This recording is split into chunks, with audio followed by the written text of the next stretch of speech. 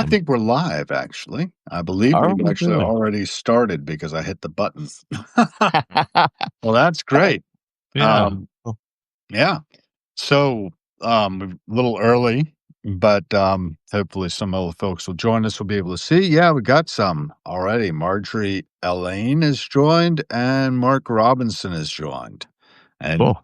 Lost Lost Vibes vibes. 100, part of my board of directors. Lost Vibes, a paid subscriber to Harrowings. Nice. Nice.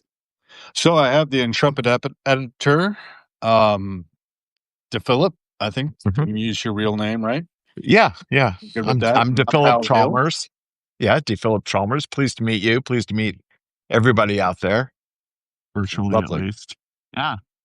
So we're going to be talking a little bit about our harrowing experiences. I think of harrowing too as like tilling the soil up and Mhm. getting it for creative work. And you've been doing some creative work, I understand. You've got a couple of books out, right? You Yes. want to tell us a little bit about those and your titles so we Um, can give the them a little first play? sure. My first book was just sort of a one-off. It's more of a novella. Mhm. I participated in the National Write a Novel Month, which is like a fundraising thing, and Mhm. got people to sponsor me. And I wrote every day for 30 days, 1 November in 2009.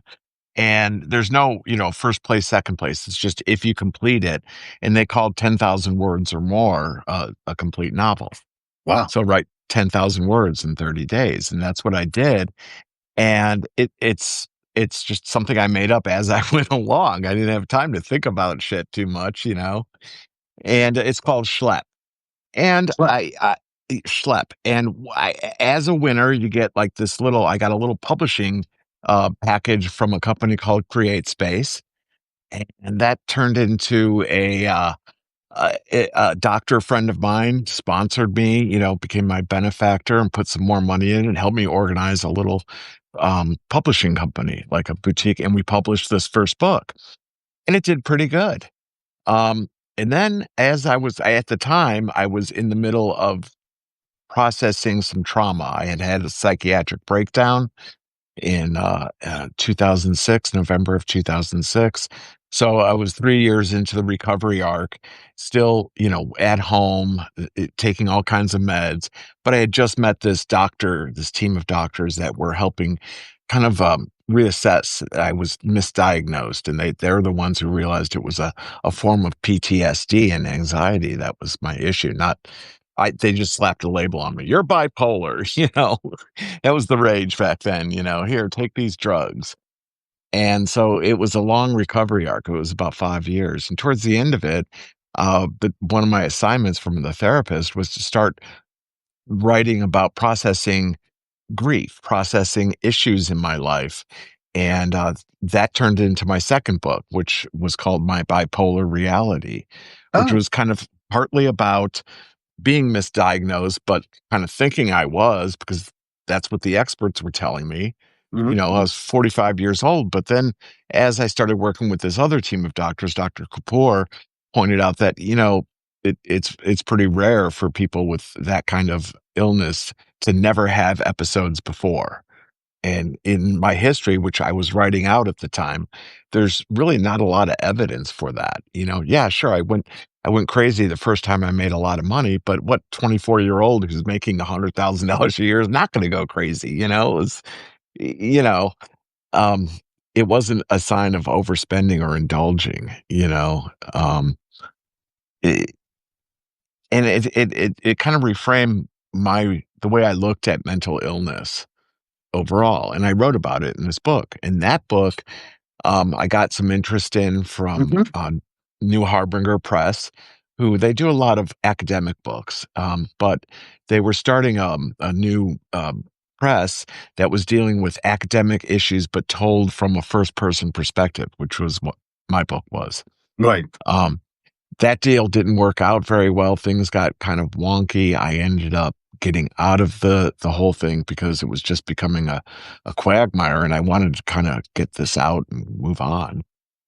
Again, I got some money infused into my little publishing company, and we We put it out ourselves, and then I got a distribution deal with a couple of different people who actually did the distribution and promoting it and got me Okay. speaking to a lot of people. I did for all of 2015 here in California. I was doing all kinds of speaking engagements, and they were either selling my book or passing out my book. Like this, I had a really clever PR person who she would get the Chamber of Commerce to buy 200 copies of my book to give to everybody, but it counts for me as 200 units sold, and it was like, which I would get even more sales because a whole bunch of people got it for free and other people would buy. Yeah, So sure. it kind of snowballed for a few years. And that's kind of where I got to, how I got to here, where I am now. Um, under my little company, Intrepid Editor, I also did things. There's a profession called script doctors. Are you Okay. familiar with that? No, not Um, offhand. Tell me about it. okay, helping new screenwriters sharpen up their screenplays. To kind of be sort of Mr. Red Pen on their screenplay, have a critical eye for things. But sometimes it was punching up. They had a pretty good screenplay, but this needed some tightening or a better line here, or stuff like Sure. that. And I worked with a couple of different agents down in LA and another one in London. And that's pretty much what we built the company on, was doing that kind of service. Other things too, writing, ghost writing for articles for people, Mm, doing, and that kind of right about the time that my mother started falling ill, and we were trying to get her to come live with us. She retired to Arkansas, and mhm. after her husband died, she, started falling a lot and having issues, and her memory seemed to be going. And um, I came up with this idea called Your Book About You, which is like this legacy Oh, yeah. memoir project, Oh, you great. know? Yeah.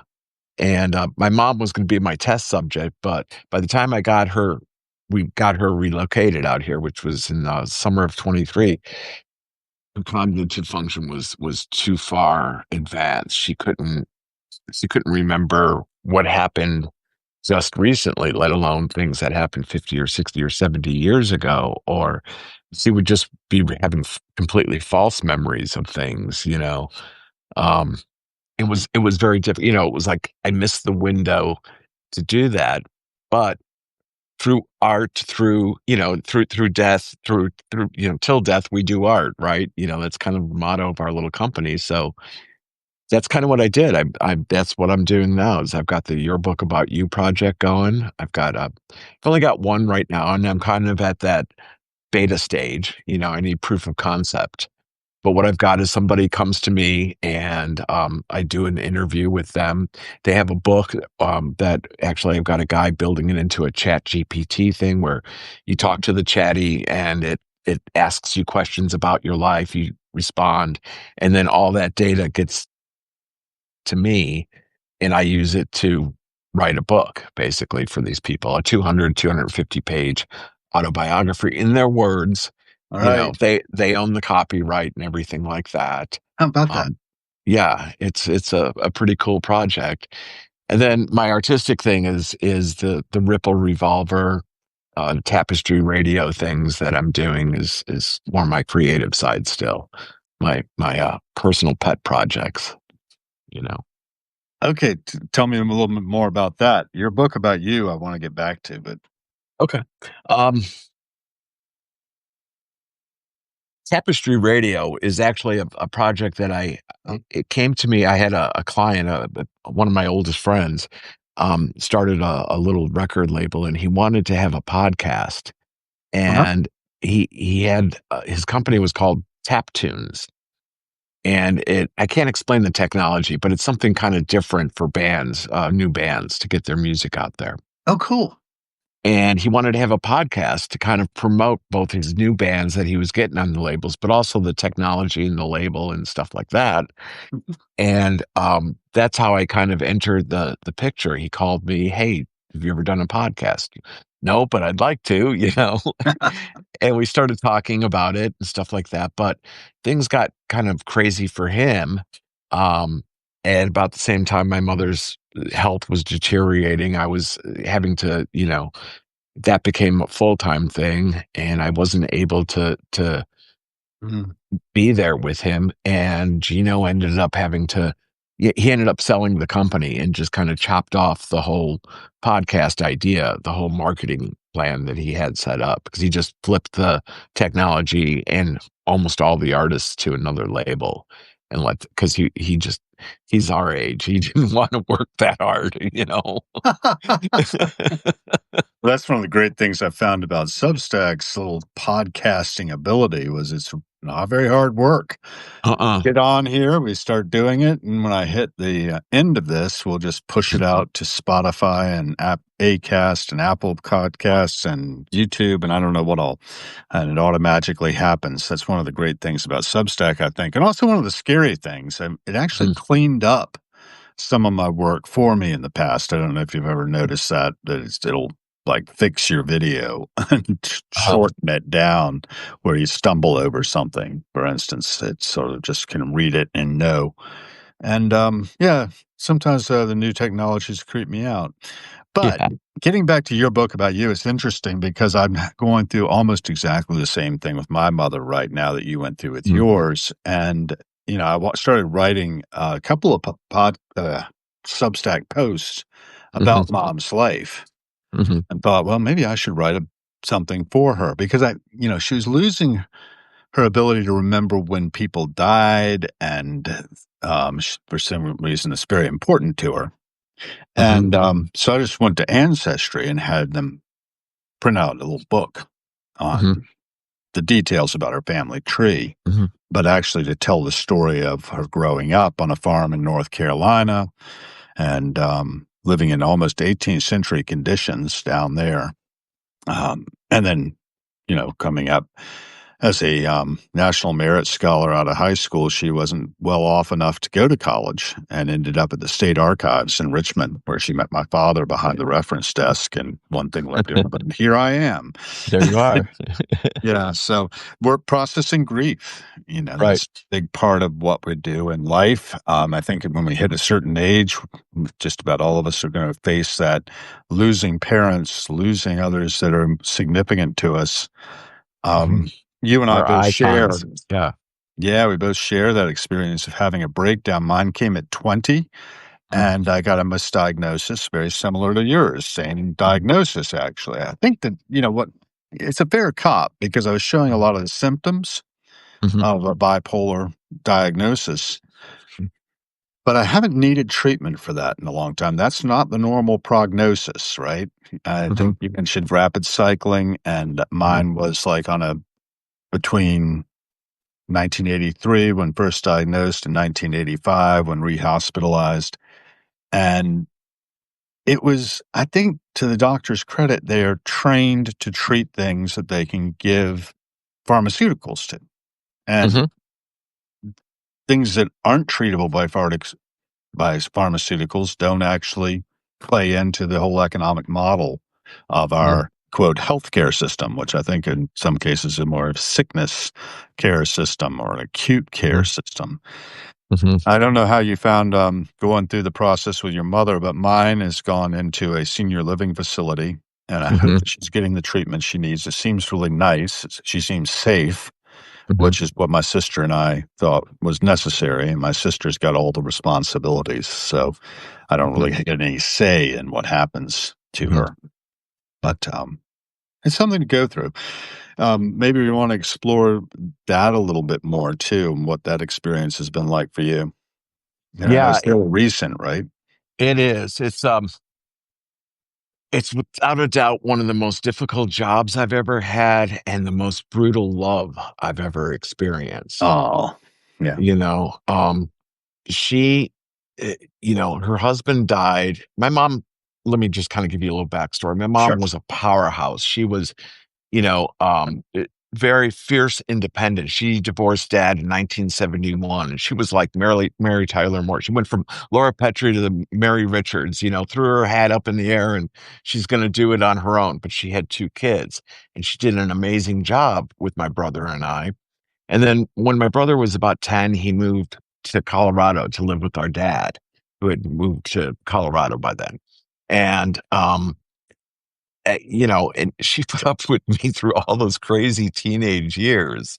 I mean, I was a wild child. I took full advantage of mom being working until 6 and had little parties at my house during from after school until 5, and then we did a quick cleanup, and mom came home and she put up with it. She tolerated it. It's amazing, but um she was extremely intelligent. She was extremely sharp, like a good sense of humor, but a little dark and sarcastic. And, Mhm. first generation Armenian immigrant. I mean, her dad immigrated here during the Turkish genocide when he was 19 years old.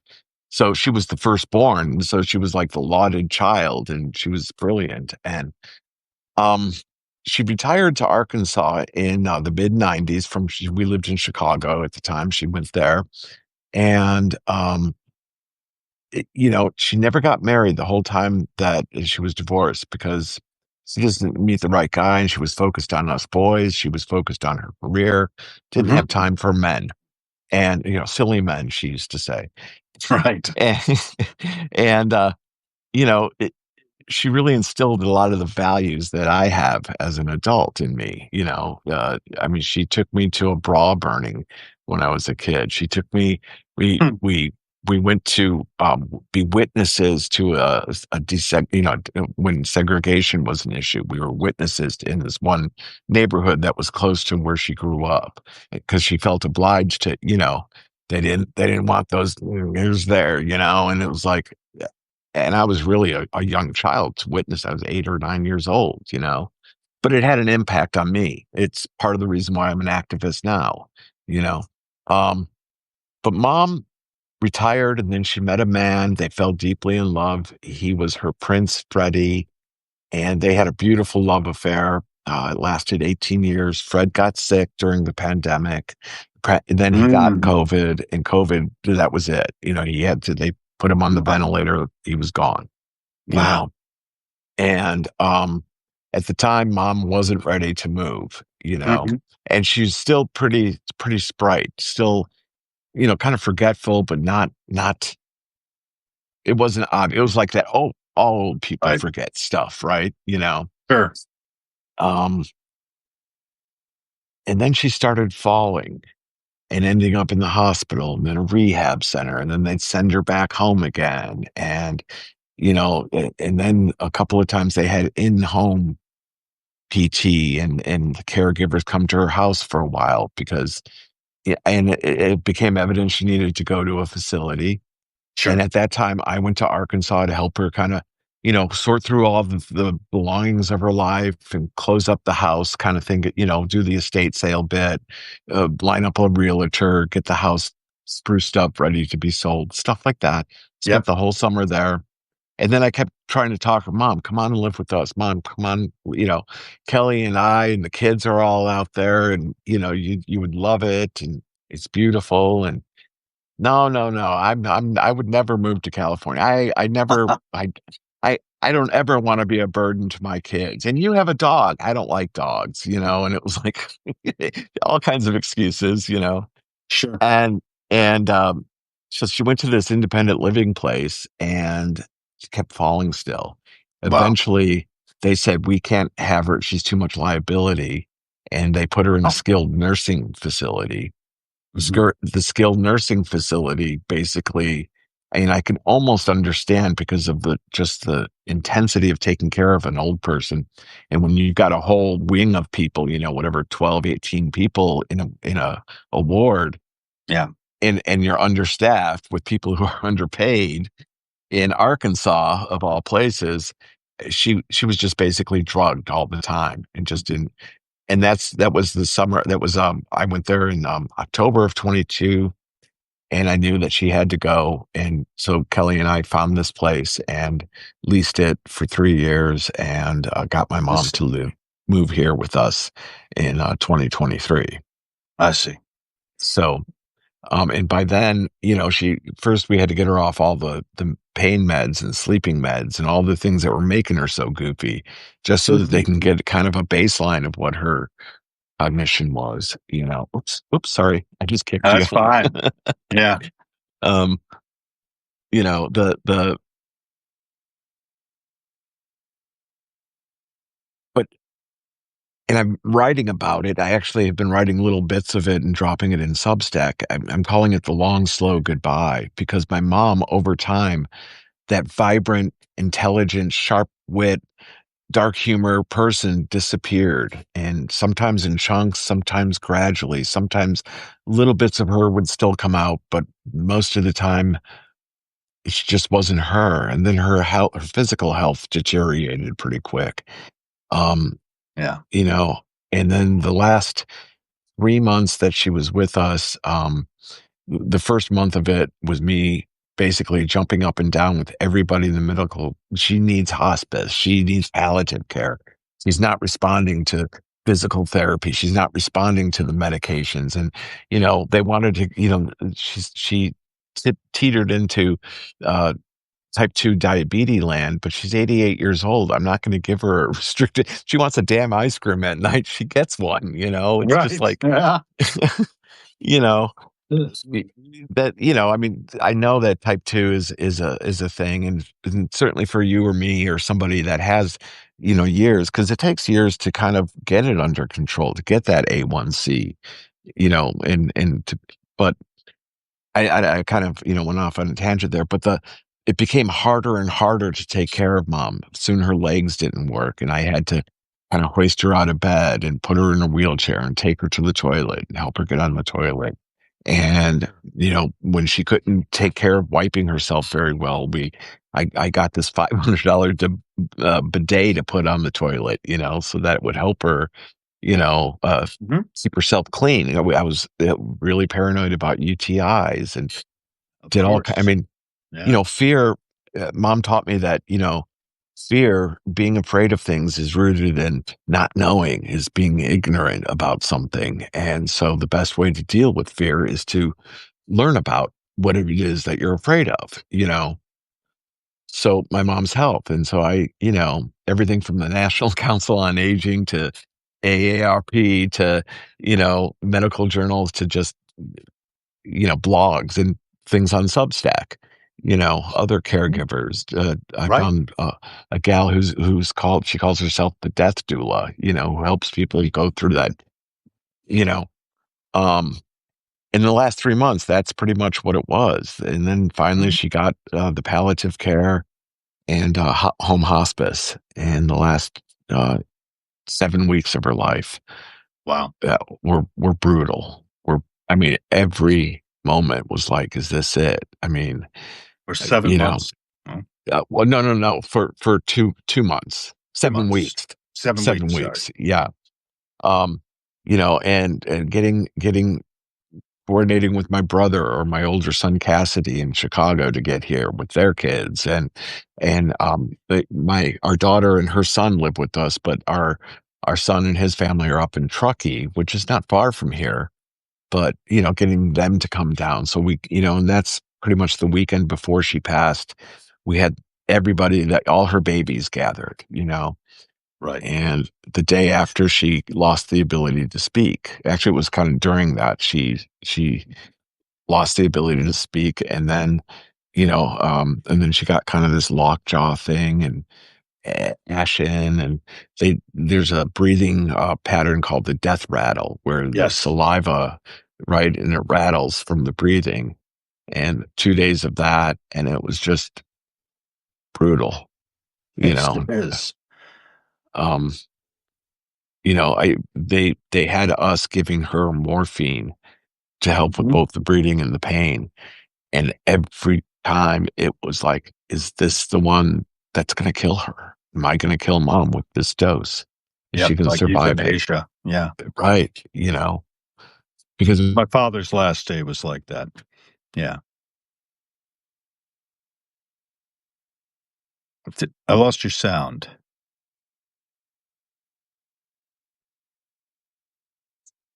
Let's yeah, see. yeah. Can There you we hear go. me now? Yeah, now you're Okay. connecting. Good, good. Sorry, I had a beep come up, a timer come up for me. Oh, that's Um, fine. I forgot Yeah. to defeat. Sorry. Well, we've got, like, 13 other people here with us, Hi, and I wanna everybody. acknowledge them, and I've put it in a message that they to welcome them and say that comments are welcome as well. If you have questions for the Intrepid editor, um, to Philip, or me, please feel free. I just wanted to say, yeah, I've been there myself in a little bit, but not to that extent. And it is wonderful to hear you talking about it openly. I think that really is what we need to do. We need to say their names as well. What was your mother's name? Exactly. Her name was Margaret Diana Decusion is the name she was born with, but Mergner Ah, was the name of the love of her life, you know.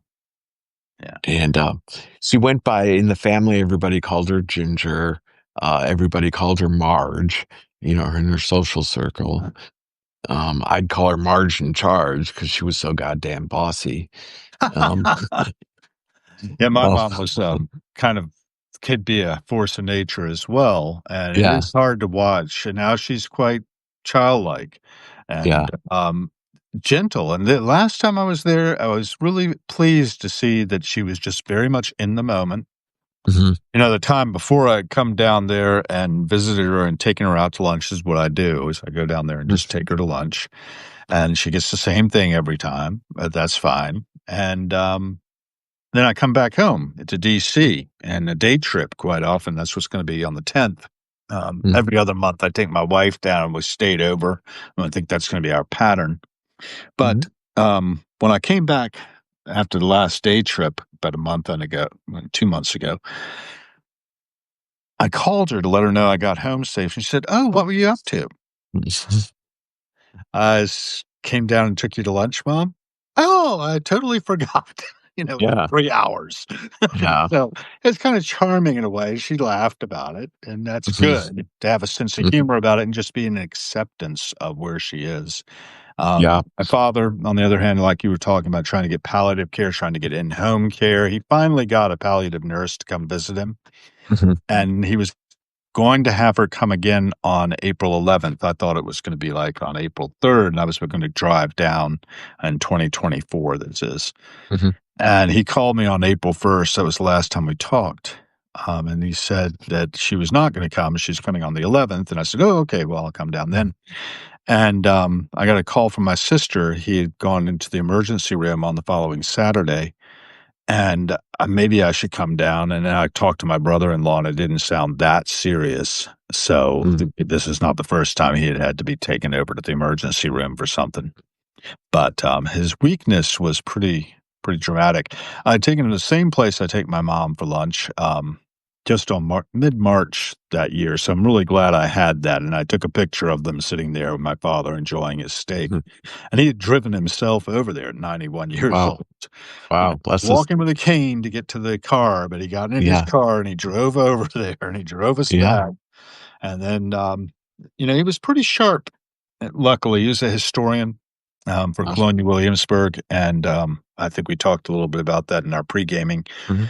and, I've g just wanna try to preserve and protect his legacy, so that's what I do now, Mhm. do a foundation, I stood up in his name, and then mom, she fell 3 months to the day after Mm. his death, and Mhm. on the stairs in their house and broke her pelvis in 2 places. Oh, Instead of goodness. calling 911 for help, she called me, couldn't reach me, called me, finally got me the next morning. My car was in the shop in Alexandria, and I was sitting waiting for my car. As soon as I got it out of the shop, I drove down, and some neighbors had, I called them, and they had gotten there before the paramedics, but my mom had called 911, and they got in and got her to the hospital. And it was about a week of acute care, and then 2 weeks of Rehab. rehab. Yeah.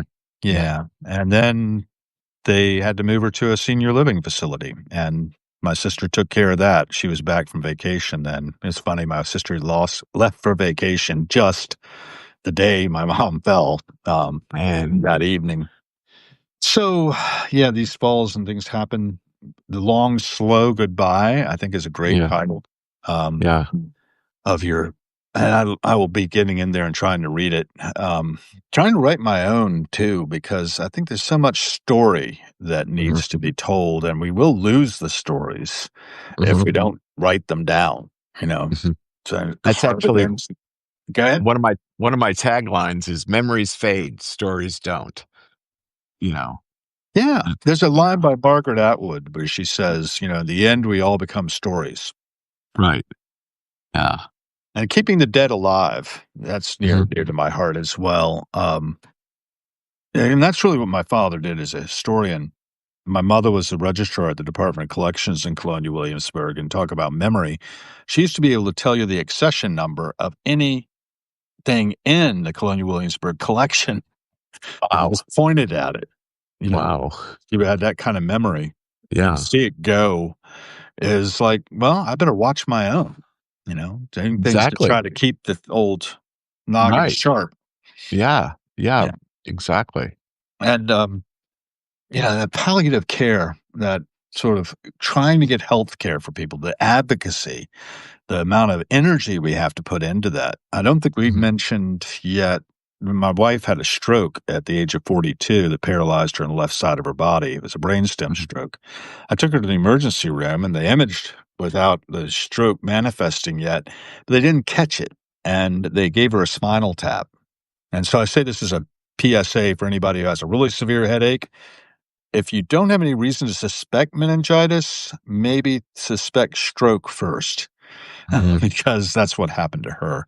If they had not done a spinal tap, they would have been able to give her clot busting drugs. And I've had hmm other friends who've had similar events. They get the TPA, they call it, the hmm clot busting medicine, and they're fine.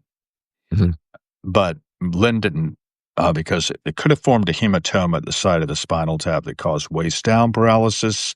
hmm The brainstem stroke, it had cut the transmission net lines down the left side.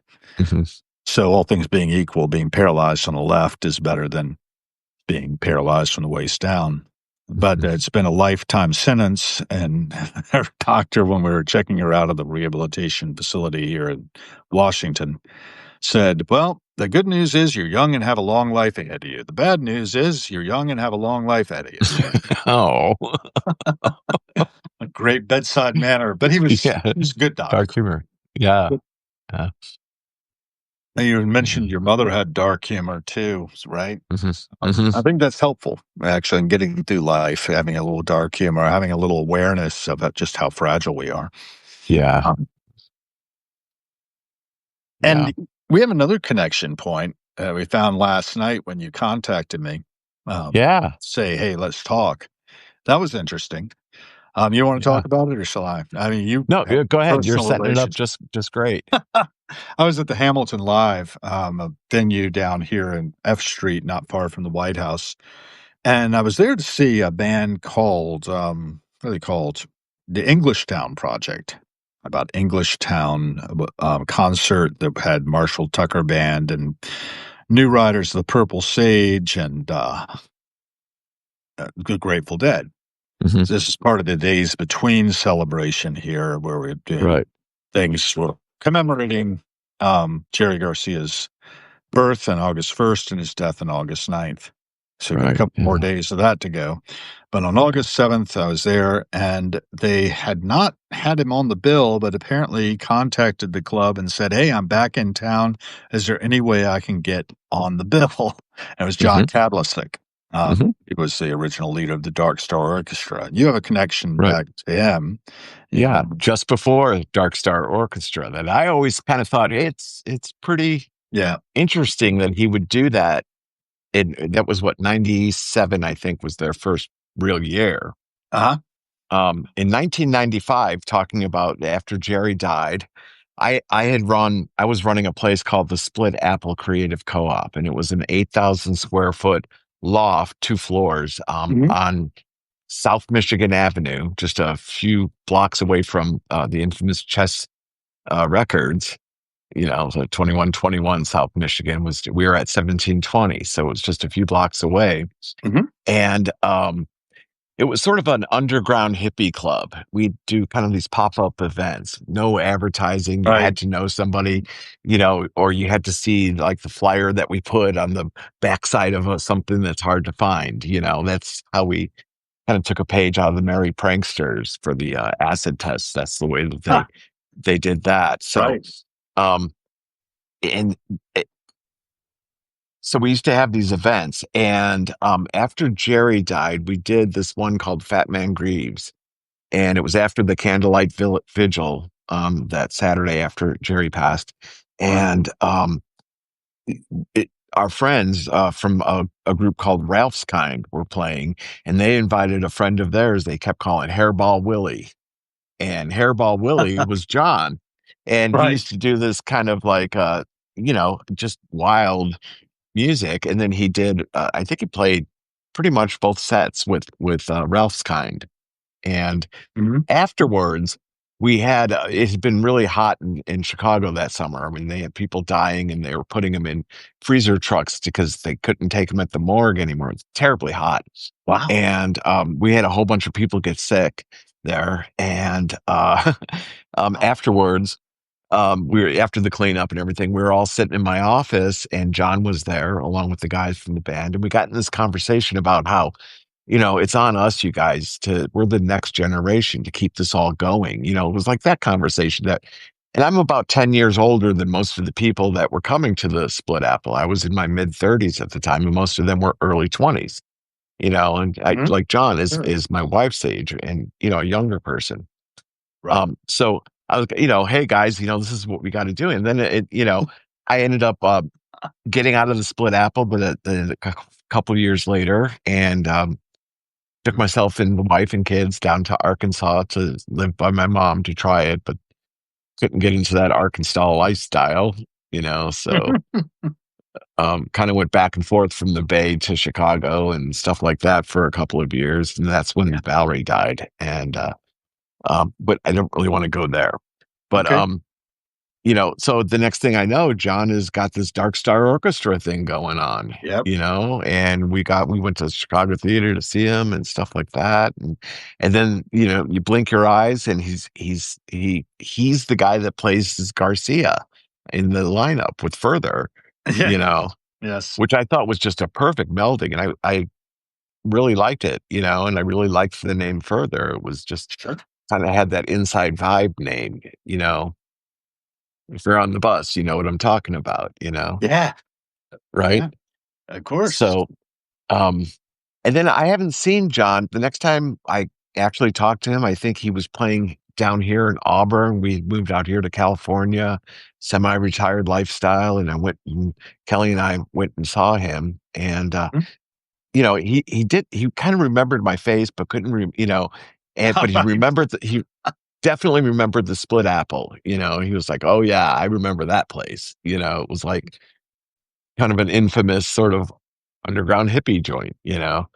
um, you know, but yeah, so that's kind of our little mutual connection. And then yours goes a step beyond that, doesn't it? A little bit. I know his mom after Yeah. sitting down with her, not knowing who she was. I Hmm. just perched in a chair and, the people at the table said, "Yeah, that chair's open." Hmm. And I was across from this older lady and I started striking up a conversation. Turns out she had grown up just down the pike from where my wife has her or had her, Singleton townhouse. We just Hmm. let that go last fall, but she had lived down the way from there and was describing having gone by where she had grown up and all this, and she knew a lot about John, and she was visiting from, like, Ohio, and I thought, "This is kinda interesting. They'd come all the way from Ohio for this show." It was Right. a Thanksgiving benefit for the DC Central Kitchen, usually done at Gypsy Sally's, but that closed at the end of, January 2020 or beginning of January 2020, just before the pandemic. That was a little club in Georgetown that, had a lot of jam bands, Hmm. particularly, and where I first caught John Kay playing at, with the DC Mystery Cats. They had a Hmm. little band, pickup band called that. He's playing with a lot of different people. Right. So I had actually run into him on the stairs at the Ardmore Music Hall, um, and found out about that show. So here I am a few years later, the DC Central Kitchen benefit at Thanksgiving, really good, um, charity, I think, for John to play for, feeding people, and that's what we do. We feed people, right? Hmm. And it turns out the lady across from me was his mother. and we've been friends since. I don't know John personally, but I know his mom. That's that's kind of funny. Yeah. I'm shaking hands with John. He wouldn't know me from Adam, I don't think, in passing, but maybe one of these days we'll have him on the show because Yeah. it happened. My vocal coach is actually somebody who knows him and has played in bands with him. Her name Mhm. is Sunny Triple, and I had her on here as my very first guest, actually, on Harrowings podcast some time back.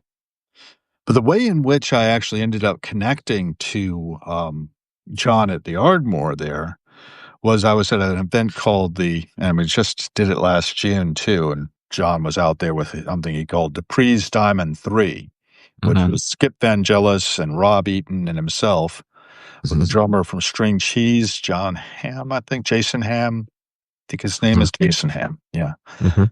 And, they played a set at the Unlimited Devotion, um, weekend, which is a fundraiser for the Rex Foundation, and Mhm. that's the Grateful Dead's charitable arm, for Mhm. those who don't know, and also for Camp Winter Rainbow, which Mhm. is Wavy Gravy's, oh, outfit. Yeah. This is my Yeah. autographed copy of Saint Misbehavin' picked up Nice. now in its 10th anniversary edition. Here's the 10th anniversary edition. Uh-huh.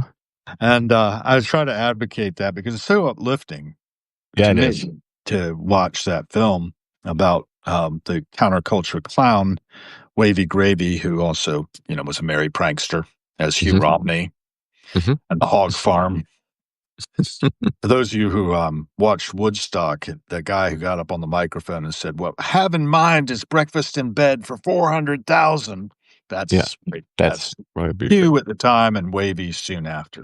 yeah. So Yeah. that was my connection, yeah, and I'm late to it, right? Mhm. 2014, I went to the Locken Festival, down in south of Charlottesville, Virginia, and I Mhm. caught Phil and Friends, and, then we got rained out for a little while. We had to go back to our cars because a thunderstorm was rolling in for safety, and then we got back to the field, but I didn't go back to the field, but the hooks were in, and my wife, poor dear, I came home from that, and I wanted to go to this, and I wanted to go to that. The Wavy Gravy thing was in 2016, the first year they had it over in the Ardmore, and, she said, "Hal, what happened? When I married you, you were not a deadhead."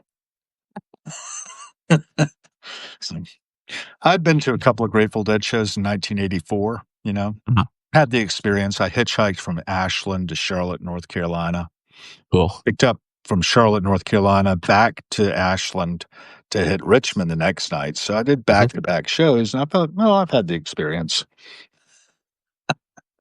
Yeah. And I really let it go after that. I was much more into King Crimson and some prog rock kind of things, and I'm also a fifer in the fife and drum corps, so I do a lot of, that kind of music, Mhm. marching band music and stuff. But there is something about joining in the band, you know? Mhm. And Yeah, just there when the is. rhythm starts going in the room, I was sitting there soaking it up last night as the Englishtown Project played after John did a little set. John did a beautiful version of The Days Between. I'm Mhm. hoping I can find, somebody who recorded it. I was digging into my chicken nachos at the time. Mhm. So, yeah, I'm going back there tonight. Cool. Tonight is Jackie Green and Friends. And you know Jackie Yeah. Green? Or know I of don't him? know him personally. I've seen Jackie Green. He is a phenomenal player, Yeah. phenomenal show person. Yeah. He's great on the You know. organ, he's great on guitar. Yeah. Yeah. Yeah. It was supposed to be Um, Graham Lesh and Friends, but Graham had something going on in California with family and couldn't yeah. make it. So Yeah. last minute he bailed. And then there's another benefit for the Rex Foundation on Saturday night. So I'm kind of booked up. I'm getting kind of old, so I'm really glad it's at the Hamilton Live. That's like a jazz club where you sit Uh-huh. down and you can be Mhm. served food and then see the show, as opposed to some of these other places which are standing room only. Right. Right. Yeah, we've got a little version of that. They don't serve food there, but it's the Grass Valley Center for the Arts, Grass and it's a small venue. I think it seats maybe 300 people, Right. but I'm so excited about seeing Keller Williams there this Okay. October. Keller's my Holly, birthday twin. yeah, He's 1970, I'm 1963. So, Wow. February 4th birthdays. Wow. Far out. Yeah. I've never met Um, him personally, but he did sign a guitar almost right on top of me in the super VIP tent at Locken one time. cool. Yeah. I was sitting Yeah. in a chair waiting for Bobby and, the Wolf Brothers to come in and do a set before they did their main thing on the stage. Yeah. Well, my Substack that I dropped yesterday is called Gate Crashers Suck, which Oh, good. is we were there. My wife and I were there at that show, and we witnessed this whole thing. So I told that story and closed it with a link to the song that he wrote, which is probably one of the best songs that your mother will always hate. You know, Hmm. and if you listen to the song, you'll understand. Um, Which show was that? it was the Dead's final tour, Oh, okay. July 2nd. It was the only time that they had to cancel a show because of the audience. And on the Oh, second, which was a Sunday, there were a whole bunch of these cocksucking motherfuckers who stormed a, a chain link fence and kicked down, the little sidewalls, the plywood sidewalls that they had, like flanking the chain link part of the fence, and stormed into the during the second set. I mean, the band had been doing Fire on the Mountain and kind of drifting into we weren't sure what, but the we weren't inside. My wife and I were outside, but we were like oh, on this adjacent hills that, where we can kind of hear a little bit of the music, and we were going to go to the show the next night, Monday night. hmm, And these people stormed it. The band ended up truncating the second set. I mean, they went into like some kind of little bit of Desolation Row or something, but they ended up victim of the crime was the song that they pulled out of it. There was no drums or space that night. mm, And they just closed up real quick. And um they canceled the show the next night. And yep, that was on the 1995 tour, which I think they called it something like These Days or Those Days or something like that. I never really kind of went by tour names. I was like summer tour or winter tour right, or East right. Coast. That's how we always called it. But I don't think I even knew that. Yeah. yeah, yeah. But the second night was canceled. Keller, like us, didn't see the night that the riot happened. We had tickets for the second night. And it's his only chance to go see the Grateful Dead every time they came through. It was like his summer vacation every year. And he Right. tells this story in the song. Oh, And does for he? us, Okay. yeah, and for us, my wife had never seen the Grateful Dead before. A couple of years before, her boyfriend took her to a Grateful Dead concert, but he had counterfeit tickets. You know, So you they didn't get couldn't in? get in. Yeah, they didn't get Yeah. in. And so I was like, well, I've got the shit. So it's got the little sparkles on it. I got them from yeah, they're real tickets, and it was for the second night show. So the first night we went and we were passing out flyers for an event we were having in Chicago on the final 3 nights of the Grateful Dead tour that year, which were at Soldier Field, because our venue was literally a 6-block walk straight over to Soldier Field. We were at 18th Street, which is where Soldier Field is, 6 blocks east of us. So we advertised it for, $5 per person. Come, throw down your bedroll, your blanket, whatever. You can sleep on the floor. We had 8,000 square feet. One night we kind of did it like Shakedown Street parking lot style with everybody vending. And another night we had Ralph's Kind playing. Mhm. And the last night it was just, we showed old hippie films like that we had in our little video theater that we made up. But yeah, so it was Deadheads on Parade. So we were there to promote that in Indiana because it was Indiana, and then they go to St. Louis, and then they go to Chicago. And of course, those Chicago shows would turn out to be Jerry's last shows, Yes. you know. So we were so paranoid because there was all this bad juju kind of the whole tour we'd been hearing about, and then Yeah. the Gate Crashers thing, and then the next show in St. Louis, some kids that were they got crushed by a balcony that fell on them, and it was just, oh my god, what's going to happen in Chicago? We better batten down the hatches. holy shit, man, I'm like reaching out to Dennis McNally. What do I do? You know, he got Mhm. back to me 3 weeks later, Well, that's It's like, sweet. yeah, yeah, Yeah. you know, I'm I amazed at the generosity of the whole community, you know? mhm, You can contact people and they do respond and they actually yeah, show an interest, right? yeah, I yeah, have a little story along those lines I will wander into. Hopefully, it won't be too disjointed.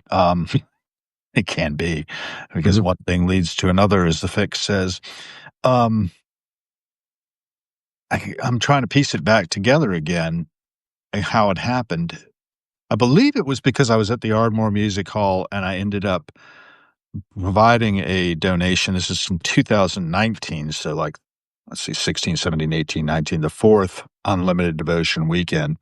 mhm, I given a donation to help them get over the $10,000 mark on a matching fund thing for Camp Winter Rainbow. And mhm, um, I let them know that, okay, you're $124 away from it. Here's $124. And emailed it off and said where I was, which was, going to go over and see this program. And Wavy Gravy was the guest of honor. This was the mhm, last year he made it out there in person.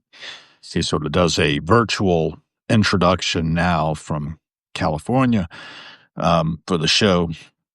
But when I did that, I ended up getting in contact with somebody who was like living on the hog farm and mhm, at least had been. And then that person put me into the green room crew because during the pandemic, this is right, mhm, right when the pandemic hit, um, which was this group of people who hang out with David Gantz as he does a mhm, live stream every day, mhm, practically throughout the mhm, pandemic. And he's been continuing to do that, actually, which is mhm, pretty amazing.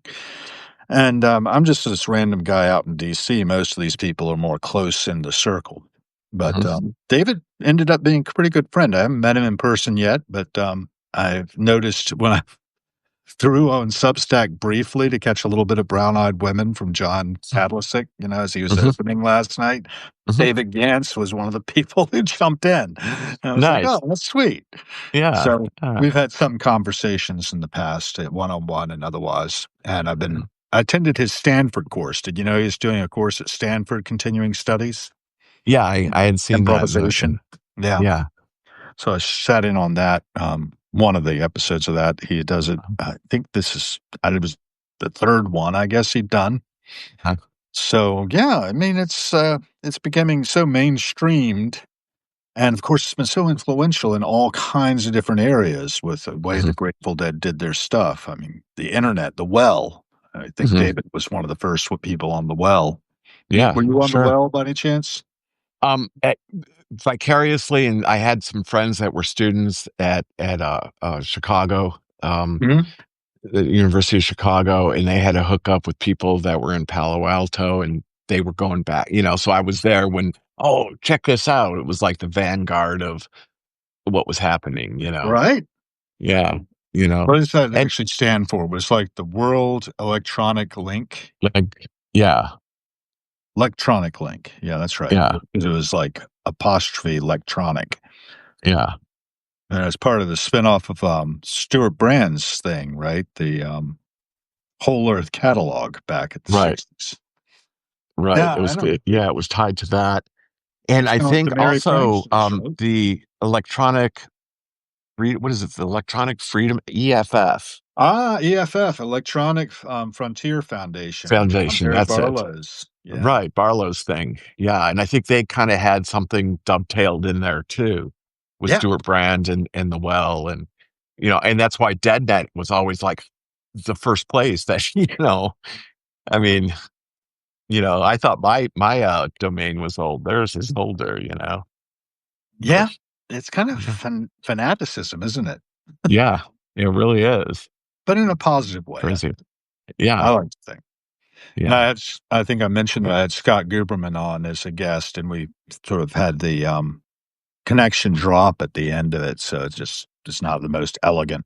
And I tried to edit it using Descript, which I'm not going to do with this one because it Mhm. makes gaps. If I try to drop out the ums, it just makes a little black Yeah, yeah. screens as I try Especially to with chop me, it. they'll be like, "What is he? Is he swearing all the time? Has he got Tourette's? What the heck?"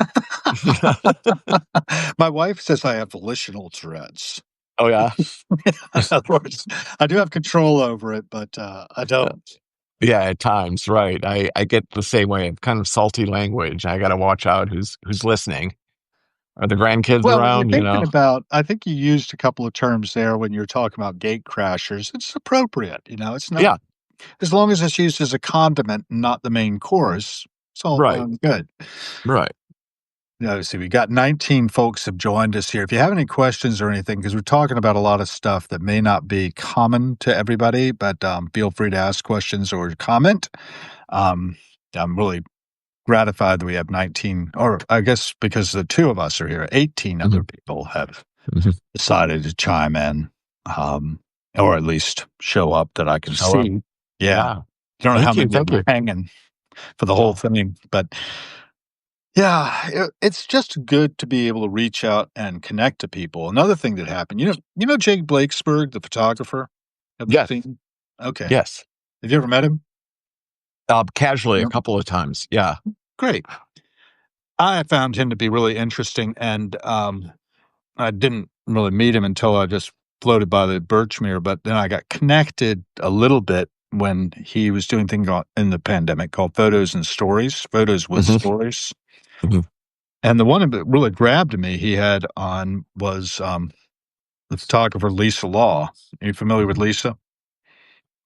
I wanna say her name sounds familiar, but I Yeah, can't picture anything in my head. she's up in her 80s, I think now, and she's out in Santa Fe, New Mexico, and Yalapa, Mexico. And these Mhm, Santa Fe, New Mexico, right? mhm, And then Yalapa in Mexico, where she's mhm, actually founded a museum down there.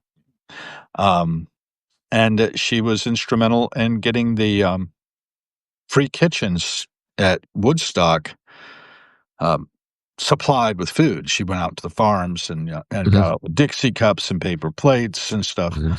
So she was a photographer too, and she carried a camera with her and photographed everything under the sun. Actually, I show you one of the things she sent me.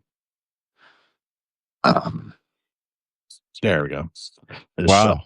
portrait of Peter, Paul, and You Paul and Mary. Mary. Yeah. Yeah. Well, she had married their road manager, Uh-huh. Tom Law. That's where she got the name Law. And, yeah, so he interviewed her, and then she had a bunch of books for sale and, DVDs on Flashing on the '60s, it's called. Mhm, And she did some years ago in the late '90s, I think. And, I got all that stuff, and then I found that, I got an email from her the same day it all arrived saying, "Hey, your stuff's on the way." mhm, And I was like, "Not only is it on the way, it's here." I replied to mhm. an email, and I put in, as I often do, my phone number. She called me. Wow. And we talked for about an hour, and one thing led to another. I sent her a little something to help with their museum of the '60s idea, which actually did come off, I think, in Mhm, 21 at Santa Fe. She did a little pop-up museum mhm, downtown, 76 San Francisco Street, appropriately enough, mhm, and, of all her photographs with stories about the photographs. She did a lot mhm, with Bob Dylan. If you go to the Bob Dylan Center, mhm. the big photograph of him sort of in the shades and the dark turtleneck kind of thing in the '60s is a photograph that she did at the Yeah. castle in Wow. LA where he stayed with her for a while. So it's just plugging into somebody like that and who's just Mhm, very open and wants to tell her story. She wants somebody to do a documentary on her, actually. So hmm. there's one of the Harrowings podcasts is with Lisa, Sure. just like you were Okay. doing with you. Cool. And yeah, so I think it's really nice to be able to connect to people like that and be able to draw their stories out. And Mhm, because, it's so important to tell our stories and tell people, what we've been through mhm. and what we've managed to transcend. One of the things she transcended was she was out there for Woodstock 1999. Yeah. Did you hear about that one? Talk about Uh, gate crashers and, bad yeah, juju. yeah, bad There's juju. Oh there's boy. actually a Netflix thing called Trainwreck Woodstock '99. It's like a Yeah, three-part, miniseries, and right. Lisa's in that with her daughter Pilar, who was, working with Michael Lang on that as part of his staff. So yeah, things can go south, but there's a lot of good that can come out of it too, and I guess we all have to take the good with the bad, the shadow with the light, Mhm. Yeah, and, it's about adaptation in my experience. mhm. You're not gonna be able to fix it exactly the way it was, but you'll find a way to make it work for yourself, whether it's something personal or you lose somebody, that grief doesn't really ever go away, but you learn to kind of arrange it in the furniture of your mind, that it's part of it now, um, that's my experience at least. I don't know. And we turn it It's, into art. yeah, exactly. Through death, we do art, Yeah. you know? It's given me a lot of food for thought to Mhm, talk about these things, and, I don't wanna be too much of a hog of your time, but mm. maybe last comments, maybe we can wrap it up since we've been on for about an hour, a little more. Yeah, I've really enjoyed this. First of all, thank you very much for having me Pleasure. on, you know, and, I am looking forward to, continuing to follow it. Unfortunately, I my schedule is so that I can't really tune in all the time, and you drop so many things, it's like, "Oh, I gotta bookmark that one, bookmark that one." I need, Um, like, a Hal Gill day to just binge mm, watch you, I think, I've been thinking about doing too much. Yeah, go ahead. you know? But I enjoy it. I mean, the one this morning going into the coffee shop, I watched about half of that, and I was just like, "Yeah, this is cool," I Uh, haven't been to Washington in 30 years. This is awesome. yeah. But Well, I'm yeah. trying to do a little cinema verite. My idea is that this is like primary documentation for historians of the future. Mhm, Because what my dad did was he took the records of tradesmen and mhm, merchants and the wills and inventories, court records, whatever, and mhm, tried to pull together as much as he could to put flesh on the bones of people who are, mhm, as he liked to say, he was a historian of the inarticulate. mhm. These people It's didn't mean to be recorded by history, but yet right, but were. And work. then he brings them back to life again. It's kind of Mhm. like an immortality project. And I That's guess, go ahead. beautiful. Yeah, well, Denial of Death by Ernest Becker was a Mhm. seminal book. Are you familiar with it? No. No, it actually figures in Annie Hall. Have you ever seen Annie Hall with Oh, Woody a Allen? number of times, one of my favorites. Yes. And they're splitting up books, right? When they're Mhm. breaking up, and Right. Annie finds, oh, Denial Oh, of yeah, Death. this is, Anything with death in right. the title is one of It's yours. yours. Right. Yeah, I That's a remember very that. important topic. Yeah. Well, I read the book, and at the suggestion of a friend of mine who later died of stage 4 lung cancer. As it Oh. turned out, he didn't know he had it at the time he recommended the book, but I spent time reading it, and it was written by a guy who died of colon cancer at 49. He was a psychiatrist, and it was about, how we do these immortality projects, how we are in denial of our mortality in Mhm, a lot of ways in our culture, and it's gonna come, and we're gonna be visited by it, and we're gonna need tools to deal with it. And I mhm, think you and I have been through that threshold, and mhm, maybe by mhm, sharing this experience with each other, mhm, we're giving something out. And I want to build a body of work right mhm, around these things. And in conversations, one a conversation after another, I think we can sort mhm, of heal the world if mhm, we try and if we're willing. And if, one of the things I was writing about today was cruelty. mhm, Mitch Horowitz had this 30-day mental diet thing going on. And what he wrote an article about escaping from cruelty. And I love the article. So it's embedded in that post I put up today mhm, because, our culture is basically rife with it. mhm, Of, I've got mine, Jack, and everybody else is bad. And unless you're part of my little tribe, you're not okay. we're all one species, and if we don't start behaving ourselves and getting along with each other better than we do, it's going to be fratricidal. We'll end up um, doing a lot of, and we already are, generating a lot of unnecessary suffering for each other. And I don't think that's entirely required. I think we are at a threshold with our technology, like Substack here, where we can do something about it. Individuals can be trim tabs on society. Did Mhm. you ever see the Jeff Bridges talk he did at Golden Globe?